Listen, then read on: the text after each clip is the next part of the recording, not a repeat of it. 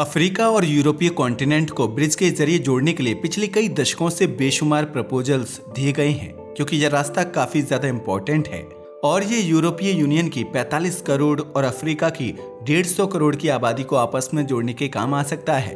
साथ ही इससे दोनों कॉन्टिनेंट की इकोनॉमी पर भी बहुत बड़ा असर पड़ेगा। दोनों के बीच में न केवल ट्रेड और ट्रांसपोर्ट बढ़ेगा, बल्कि टूरिज्म भी काफी हद तक बूस्ट हो जाएगा। मगर सोचने वाली बात है कि इतने ज्यादा फायदे और इतना कम फासला होने के बावजूद आज तक इन दोनों कॉन्टिनेंट को ब्रिज के जरिए कनेक्ट क्यों नहीं किया जा सका है, जबकि आज की मॉडर्न टेक्नोलॉजी के जमाने में यह कोई मुश्किल या अनोखा काम नहीं है। तो क्या वजह है कि अभी तक स्ट्रेट ऑफ जिब्राल्टर पर कोई भी ब्रिज क्यों नहीं बनाया जा सका है? यकीन मानिए, ये वजह जानकर आप हैरान रह जाएंगे। चलिए शुरू करते हैं। सबसे पहले बात करते हैं इन दो कॉन्टिनेंट्स की, जिनके बीच में केवल 13 किलोमीटर का फासला है। यह फासला कितना कम है, इसका अंदाजा आप इस बात से लगा सकते हैं कि एक कॉन्टिनेंट से दूसरे को आसानी से देखा जा सकता है, मगर फिर भी आज तक इन्हें ब्रिज के जरिए कनेक्ट नहीं किया जा सका। अगर बात की जाए इन दोनों कॉन्टिनेंट्स के बीच की दूरी की, तो इनके बीच में स्ट्रेट ऑफ जिब्राल्टर मौजूद है। स्ट्रेट ऑफ जिब्राल्टर इन दोनों कॉन्टिनेंट्स को अलग करता है। अटलांटिक ओशन और मेडिटेरेनियन सी के बीच बना स्ट्रेट ऑफ जिब्राल्टर लगभग 57 किलोमीटर लंबा है। यह स्पेन के तारिफा और मोरक्को के सियोता पॉइंट के बीच में स्थित है। हालांकि यहाँ इसकी चौड़ाई केवल 8 मील यानी 13 किलोमीटर ही है, लेकिन अगर बात की जाए इसकी गहराई की, तो इसकी गहराई 1200 फीट यानी 365 मीटर है। असल में जिब्राल्टर स्ट्रेट दिखने में बहुत ही छोटा है, लेकिन इसकी अहमियत बहुत ज्यादा है।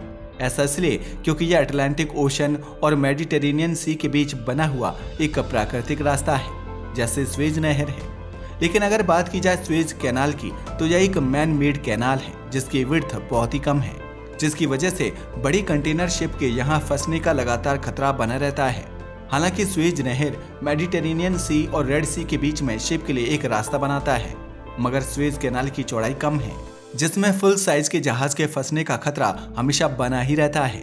लेकिन स्ट्रेट ऑफ जिब्राल्टर बड़ी साइज की कार्गो शिप के लिए एक खुला रास्ता बनाता है। यही वजह है कि यहाँ से गुजरने वाली जहाज की तादाद बहुत ही ज्यादा है। अगर एक एवरेज नंबर की बात की जाए, तो स्वेज कैनाल से हर साल लगभग 12,000 शिप्स गुजरती हैं एंड पनामा कैनाल से 14,000, जबकि स्ट्रेट ऑफ जिब्राल्टर से सालाना 1 लाख से भी ज्यादा जहाज गुजरते हैं, जिसमें बहुत सारी कार्गो वेसल्स वेस्टर्न हेमिस्फीयर से कीमती सामान मिडिल ईस्ट, अफ्रीका और यूरोप तक पहुंचाती हैं, जबकि कुछ कार्गो शिप्स कैनाल को क्रॉस करके एशिया और चीन तक भी जाती हैं। इसी तरह मिडिल ईस्ट और वेस्टर्न यूरोप या फिर अमेरिका जाने के लिए भी शिप्स को स्ट्रेट ऑफ जिब्राल्टर का ही इस्तेमाल करना पड़ता है। वैसे स्ट्रेट ऑफ जिब्राल्टर इसलिए भी इतना खास है क्योंकि ये फॉसिल फ्यूल्स वाले देशों के भी नजदीक है। इसी वजह से ऑयल वेसल्स का यहाँ से गुजरना भी रोज का काम है, जिसका अंदाजा आप इस बात से लगा सकते हैं कि एक रिपोर्ट के मुताबिक इस स्ट्रेट से हर रोज लगभग 300 तेल वेसल्स गुजरती हैं, जिनकी कीमत अरबों डॉलर की होती है। Straight of Gibraltar oil market के लिए एक बहुत ही ज्यादा इम्पोर्टेंट ट्रेडिंग रूट है। इसी वजह से ही करीबी कंट्रीज का रोजगार इससे जुड़ा हुआ है। यह कितना खास है, इसका अंदाजा आप इस बात से भी लगा सकते हैं कि इसकी वजह से आसपास के पोर्ट लगातार बेनिफिट में आते जा रहे हैं, जिसमें शामिल है स्पेन का अल्जीसिरस पोर्ट, जो यूरोप का सबसे बड़ा शिपिंग पोर्ट है, और मोरक्को में टांगेर पोर्ट, जिसका डायमीटर तेजी से बढ़ता जा रहा है, जिसकी वजह यही जिब्राल्टर स्ट्रेट ही है। मगर इससे ट्रेड और टूरिज्म में होने वाले फाइनेंशियल बेनिफिट्स होने के बावजूद ये बहुत हैरान करने वाला है कि दुनिया के इन दो हिस्सों को मिलाने के लिए अभी तक एक भी ब्रिज क्यों नहीं बना है, जबकि यह बहुत ही खास लोकेशन पर है। अगर यहाँ पर ब्रिज बन गया तो इकोनॉमी, ट्रेड और टूरिज्म पूरी तरह से बढ़ सकता है, मगर फिर भी ऐसा नहीं किया गया है। वैसे हम आपको बताते चलें कि ऐसा नहीं है कि ये कभी किसी के दिमाग में आया ही नहीं कि दोनों कॉन्टिनेंट्स को किसी ब्रिज से कनेक्ट कर दिया जाए। असल में 1979 से लेकर आज तक बहुत सारी स्टडी की गई और बहुत सारे प्रपोजल्स भी दिए गए ताकि इन दोनों कॉन्टिनेंट्स को आपस में ब्रिज के जरिए कनेक्ट किया जा सके। मगर कुछ ऐसी प्रॉब्लम्स हैं जिनकी वजह से यहाँ ब्रिज बनाना इतना आसान नहीं होगा। अगर बात की जाए यहाँ आने वाली समस्याओं की, तो सबसे पहली समस्या है इस ब्रिज की कॉस्टिंग। असल में अनुमान लगाया जाता है कि स्ट्रेट ऑफ जिब्राल्टर पर ब्रिज बनाने की कीमत 5 अरब से 20 अरब डॉलर के बीच हो सकती है। ऐसा इसलिए क्योंकि यह ब्रिज दुनिया के दूसरे बड़े ब्रिजों के मुकाबले काफी मुश्किल होगा। ऐसा इसलिए क्योंकि एक तो यहाँ पर जैसा ब्रिज बनाना होगा उसको ऐसे डिजाइन किया जाना चाहिए कि नीचे से दुनिया के सबसे बड़े जहाज भी आसानी से गुजर सके, जो कहना आसान है मगर करना बहुत मुश्किल। लेकिन इससे भी बड़ी समस्या ये है कि 5 से 20 अरब डॉलर के खर्च को आखिर बर्दाश्त कौन करेगा। अगर बात की जाए स्ट्रेट ऑफ जिब्राल्टर से लगे देश की, तो इसका फायदा सबसे ज्यादा स्पेन और मोरक्को को होगा। इसलिए कायदे से इसका फायदा उठाने के लिए यह कॉस्ट भी उन्हीं को भरनी चाहिए। मगर आज तक इन दोनों देशों की पॉलिटिकल लीडरशिप कभी भी एग्रीमेंट नहीं कर पाई। ऐसा इसलिए क्योंकि स्पेन का कहना है कि ब्रिज का ज्यादा फायदा मोरक्को को होगा, इसलिए ज्यादा कॉस्ट मोरक्को को बर्दाश्त करनी चाहिए। वहीं मोरक्को का कहना है कि कॉस्ट 50-50% होनी चाहिए। दूसरी समस्या है ब्रिज की फिजिबिलिटी का, यानी कि ब्रिज बनने के बाद यह आखिर कितना फायदेमंद होगा। असल में ऐसे और भी कनेक्टेड पॉइंट मौजूद हैं, जैसे यूके और फ्रांस के बीच भी एक कनेक्टेड पॉइंट मौजूद है जिसका नाम है चैनल टनल। इस पर 14.5 अरब डॉलर का खर्चा आया था। मगर हर साल इस टनल को 2 करोड़ से ज्यादा पैसेंजर इस्तेमाल करते हैं और एक पैसेंजर यूके से 121 पाउंड्स या 150 यूएस डॉलर्स देकर फ्रांस तक पहुंच सकता है। यानी हर साल इस टनल से लगभग 3 अरब डॉलर की कमाई होती है, यानी कि अपनी कंस्ट्रक्शन कॉस्ट से भी डबल। लेकिन सोचने वाली बात है, अगर स्ट्रेट ऑफ जिब्राल्टर पर ब्रिज बना भी दिया गया तो क्या यह इतनी कमाई कर सकेगा जिससे इसकी कॉस्ट आसानी से निकल सके। इस चीज को काफी शंका की निगाह से देखा जाता है, क्योंकि मोरक्को खुद ही ऐसा देश है जिसकी जीडीपी केवल 130 बिलियन डॉलर की है, यानी हमारे पड़ोसी पाकिस्तान से भी बहुत कम। तो सोच के देखिए, अगर यहाँ पर 5 अरब डॉलर का भी ब्रिज बनाया गया और फीस कम से कम 20 डॉलर भी रखी गई, तो जहाँ यूके से फ्रांस के चैनल टनल को सालाना 2 करोड़ पैसेंजर इस्तेमाल कर रहे हैं, वहीं स्ट्रेट ऑफ जिब्राल्टर के ब्रिज को अगर हर साल 25 करोड़ पैसेंजर इस्तेमाल करें, तब जाकर ब्रिज की कॉस्ट निकल पाएगी, जो सुनने में ही काफी अनरियलिस्टिक लगता है।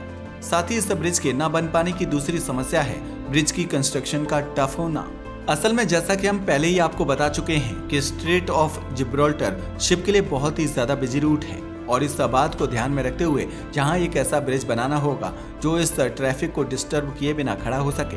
इसके लिए ब्रिज की ऊंचाई को काफी ज्यादा रखना होगा, जो इंजीनियर्स के लिए अपने आप में ही एक बहुत बड़ा चैलेंज होगा। अगर बात की जाए स्ट्रेट की एवरेज डेप्थ की, तो यह 1200 फीट है, मगर कहीं कहीं यह 3000 फीट से भी ज्यादा गहरा है। यानी दुनिया की सबसे ऊंची बिल्डिंग बुर्ज खलीफा से भी ज्यादा गहरा, यानी बुर्ज खलीफा से भी बड़े न जाने कितने पिलर्स को यहाँ पर बनाना पड़ेगा। अगर बात की जाए दुनिया के सबसे बड़े ब्रिज पिलर्स की, तो उनकी ऊंचाई केवल 1104 फीट ही है, मगर स्ट्रेट ऑफ जिब्राल्टर में तो 3000 फीट से भी बड़े पिलर्स बनाने होंगे, वो भी पानी के अंदर, जिससे सुनकर ही इंजीनियर्स को काफी घबराहट होती है। इसके अलावा स्ट्रेट ऑफ जिब्राल्टर में पानी की स्ट्रॉन्ग करंट्स मौजूद हैं, जिनकी दिशा एक जैसी नहीं होती। असल में इस ओशन के बॉटम पर पानी ईस्ट से वेस्ट की तरफ जाता है, जबकि सरफेस पर वेस्ट से ईस्ट की तरफ जाता है। यानी कि अगर यहाँ पर किसी भी तरीके से इतने ऊंचे पिलर्स खड़े कर भी दिए गए, तो उन्हें दोनों तरफ से प्रेशर को झेलना पड़ेगा, जो इन्हें जल्दी ही कमजोर बना देगा। मगर ये तो कुछ भी नहीं है। इस ब्रिज को सबसे बड़ा खतरा पिलर्स या फिर ओशन वेव से नहीं होगा, बल्कि इसके लिए सबसे बड़ा खतरा है टेक्टोनिक प्लेट्स का।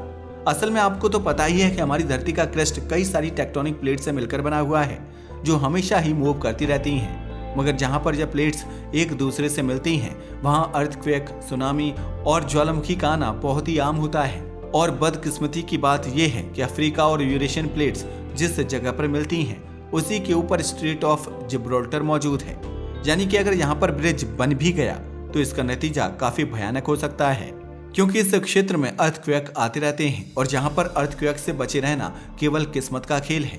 1755 में एक भूकंप लिस्बन में आया था, जिसे रिएक्टर स्केल पर 8.5 से 9 तक मापा गया था, जिससे स्पेन, पुर्तगाल और मोरक्को में बहुत ज्यादा तबाही मची थी।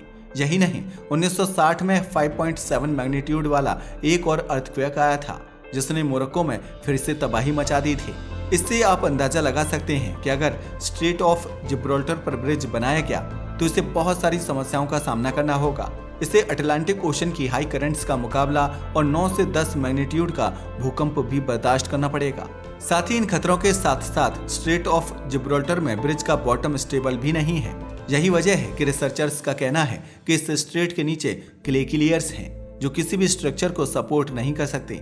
ऐसा इसलिए क्योंकि यह सॉफ्ट क्ले जियोलॉजिकल एक्टिविटी के दौरान या फिर किसी भी प्रकार के प्रेशर पर आसानी से इधर उधर हो सकती है। यही वजह है कि जियोलॉजिस्ट ने हर बार दोनों देशों को खबरदार किया है कि इस इलाके में कोई भी कंस्ट्रक्शन प्रोजेक्ट नहीं बनाया जाना चाहिए, क्योंकि अगर बनाया गया तो वह स्टेबल नहीं होगा, क्योंकि इन कंडीशंस की वजह से वह स्ट्रक्चर पूरा का पूरा तबाह हो सकता है। हालांकि इसका ये मतलब नहीं है कि इन दोनों कॉन्टिनेंट्स को किसी भी तरह से जोड़ा ही नहीं जा सकता। असल में ब्रिज के अलावा एक और अल्टरनेट भी मौजूद है और वो है टनल का बनाया जाना। असल में इन दोनों कॉन्टिनेंट्स को जोड़ने के लिए ओशन फ्लोर के नीचे से गुजरने वाली टनल बनाया जा सकता है, जैसा कि यूके और फ्रांस के बीच बना हुआ है, जिसका जिक्र हमने अभी किया था। जी हाँ, चैनल टनल भी ओशन फ्लोर के नीचे ही बना हुआ है, मगर यह प्रोजेक्ट की कॉस्ट को और भी ज्यादा बढ़ा देगा, जो इस प्रोजेक्ट की वायबिलिटी पर सवाल खड़े कर देता है। साथ ही एक और समस्या ये है कि अगर इसे कनेक्ट कर दिया गया तो फिर अफ्रीका के रिफ्यूजी यूरोप में आ जाएंगे, जिससे इलीगल इमिग्रेंट्स की तादाद भी बहुत ज्यादा बढ़ जाएगी, जिसको कंट्रोल कर पाना बहुत मुश्किल होगा। शायद यही वजह है कि आज तक इन दो कॉन्टिनेंट्स को कभी आपस में कनेक्ट नहीं किया जा सका। वैसे आपका इसके बारे में क्या ख्याल है? अपनी राय को हमें कमेंट करके बताना ना भूलिएगा। साथ ही अगर आपको हमारी वीडियो पसंद आई हो तो हमारे चैनल को सब्सक्राइब करें। धन्यवाद।